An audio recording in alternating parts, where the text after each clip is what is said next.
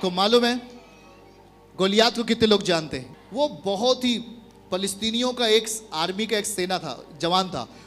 9 foot उसका ऊंचाई था, 9 फुट, और वो पूरा दैत्य था एकदम।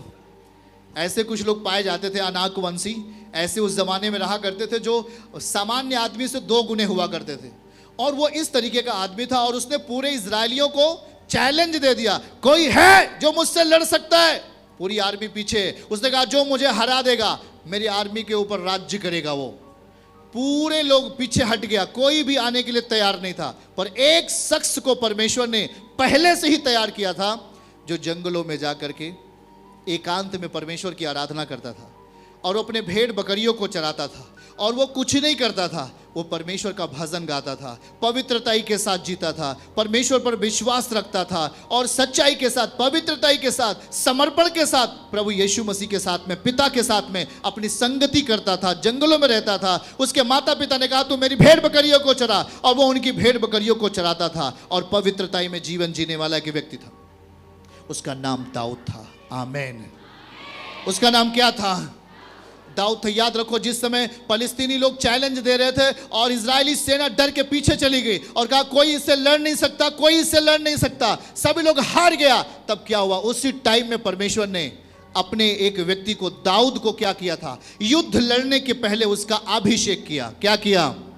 अभिषेक किया। अभिषेक। जब आप वचन सुनते हो, जब आप प्रेयर में बैठते हो, घर छोड़कर इधर आते हो, तो आपको क्या मिलता है? एक भारी अभिषेक मिलता है, जिससे आप शत्रुओं को जाकर के हरा देते हो।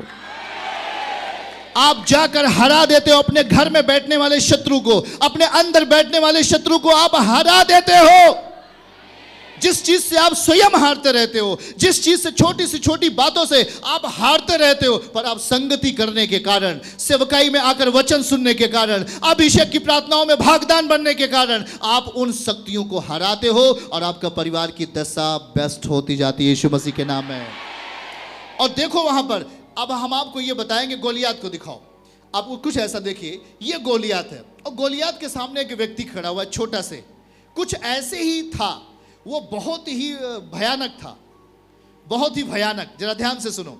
अब गोलियात क्या है? एक बीमारी है, एक समस्या है, एक तूफान है जो आपकी नाव में आना चाहता है और आपकी नाव को पलटना चाहता है, आपको बर्बाद करना चाहता है, आपको खत्म करना चाहता है, कोई भी बीमारी दे करके, व्यभिचार दे करके, कुछ भी दे करके। पर वहां देखो दाऊद क्या कर रहा है। दाऊद गोलियात से सामना करने के पहले परमेश्वर ने अपने दास सैमुअल को भेजा और कहा जा, क्योंकि परमेश्वर को पता है कि मेरा ये दास दाऊद किससे लड़ने वाला है।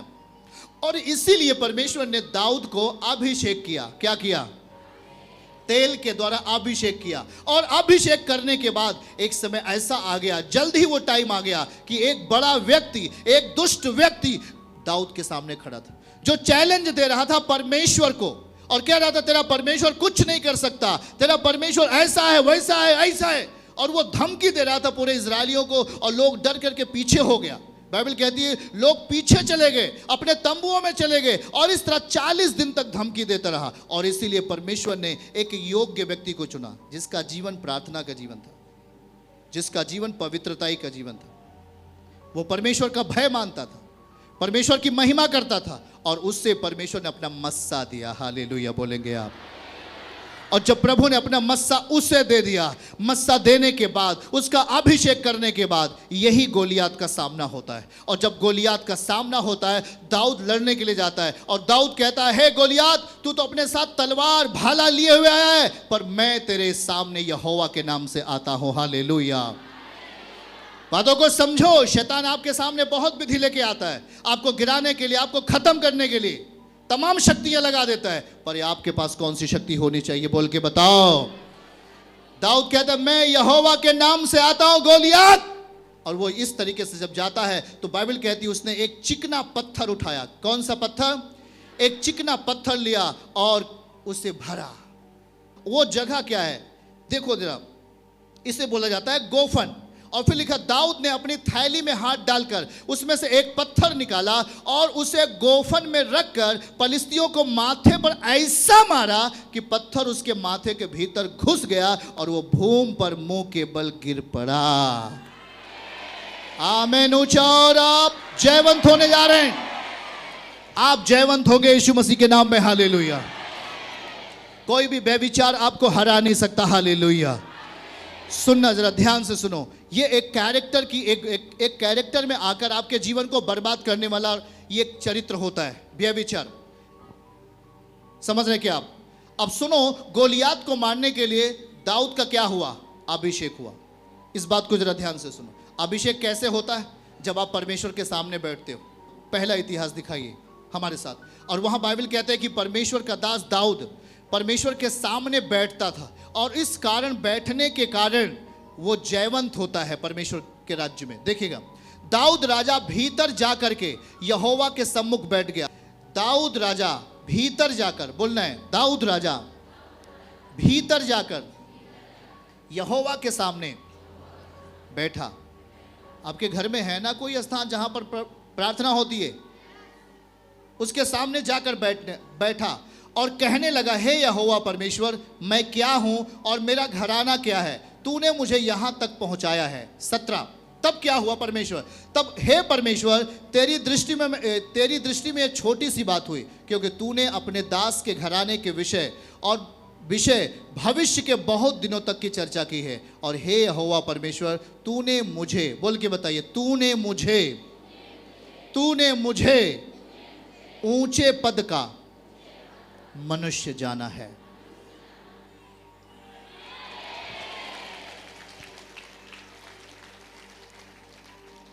कौन से पद का? बोलो, नीचे पद का नहीं, ऊंचे पद का मनुष्य जाना है। बोले, ऊंचे पद का मनुष्य जाना है। किसको ऊंचे पद का मनुष्य जाना? दाऊद को। क्यों? इसको तो समझ लो, नहीं तो कैसे हारेगा आपसे दुष्ट आत्मा? कैसे बीमारी आपसे हारेगी? दिखाइए उसको। बोले, हे परमेश्वर, यह तेरी दृष्टि में छोटी सी बात है। हेलो, क्या है? आपके बच्चों को चंगा करना, आपको चंगा करना प्रभु के लिए कोई बड़ी बात है क्या? छोटी सी बात है, क्योंकि तूने अपने दास के घराने के विषय भविष्य के बहुत दिनों तक की चर्चा की है। हाँ प्रभु। और हे यहोवा परमेश्वर, तूने मुझे, बोला, सब जन बोलो, तूने मुझे। क्या आप ऐसा प्रार्थना करते हैं? तूने मुझे ऊंचे पद का, नीचे पद का नहीं, दरिद्रता का नहीं, गरीबी का नहीं, शापित अवस्था का नहीं, ऊंचा नहीं उठना चाहते क्या? समझो, ये वचन ही है जो आपको शक्तिशाली बनाएगा।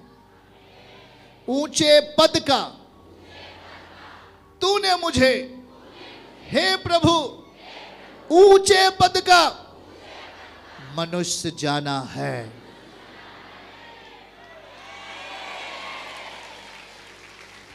ये वही व्यक्ति है जिसका अभिषेक सैमुअल ने किया।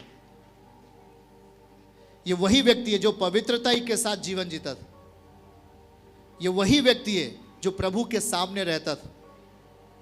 मैं आपको दो चीजें बताता हूं। ये आप दाऊद को देख रहे हैं। आप जानते हैं कि दाऊद ने भी एक व्यभिचार किया। क्या किया था? बतसेबा स्त्री के साथ क्या किया उसने? व्यभिचार किया। और इसके पहले जो राजा बना था साउल ने क्या किया था? आज्ञा तोड़ा था। हाँ या ना? समझ के बातों को समझिएगा। साउल को परमेश्वर ने क्यों हटा दिया? क्योंकि उसने परमेश्वर की आज्ञा का पालन। पर दाऊद व्यभिचार करने के कारण भी उसको परमेश्वर नहीं हटाया। क्यों? सुनो, एक व्यक्ति होता है, परिवार के साथ आप आने वाले होते हो, आपके साथ में वो चर्च आना शुरू किया। पर एक व्यक्ति है कि वो अपने गलती तो किया, प्रायश्चित करता है, आकर के प्रभु के सामने बैठकर अपनी हर गलतियों की माफी मांग लेता है। हे प्रभु, मुझे माफ कर, मैंने उसके साथ गलत किया, मैंने इधर गलत किया, मैंने उधर झूठ बोल के गलत किया, मैंने उसको फंसा दिया, मैंने उसको चोरी में फंसा दिया, मैंने उसको फंसा दिया, मुझे माफ कर। पर एक व्यक्ति आता है जो अपने मन को कठोर करके रखता है और वो प्रायश्चित नहीं मांगता, वो प्रभु के सामने नम्र दशा में नहीं होता और इसीलिए वो व्यक्ति पीछे होता है। पर जो माफी मांग के प्रभु के साथ डेली बैठ रहा है, उसके लिए द्वार खुलता है उन्नति का, यीशु के नाम में। साउल ने गुनाह किया और परमेश्वर ने साउल को तुच्छ जाना, पर दाऊद ने गुनाह किया पर दाऊद को परमेश्वर ने तुच्छ नहीं जाना। क्यों? पड़ोसी को बोलो, क्यों? क्यों? याद रखो, साउल, आपको वचन याद होगा, साउल जब गलती करता है, उसके सामने जब सैमुअल आता है, उसने कहा कि परमेश्वर ने जो तुझसे कहा था तूने किया, तूने गलत काम किया है। और साउल वहां पर प्रायश्चित नहीं मांगता, माफी नहीं मांगता और अपने काम में लगा रहता है और खुदा कहता है कि मैं इसे राजा बनाकर पछताया हूं। लेकिन जब दाऊद ने पाप किया, व्यभिचार किया, तो ये घुटने के बल होकर लेट करके प्रायश्चित किया। दाम तो दिया, उसका बेटा मरा, पर यह प्रायश्चित के साथ रहा और इसलिए प्रभु ने इसके पापों को माफ किया और फिर से इसे युद्ध में विजयी जीवन दिया। हालेलुया। चर्च की सभी प्रार्थनाओं को और परमेश्वर के दास के द्वारा टीचिंग सुनने के लिए और अपडेट्स को जानने के लिए हमारे इस चैनल को सब्सक्राइब करें और साथ में बेल आइकन को जरूर दबाएं ताकि जब भी लाइव प्रार्थना हो तो सबसे पहले आप देख सकें।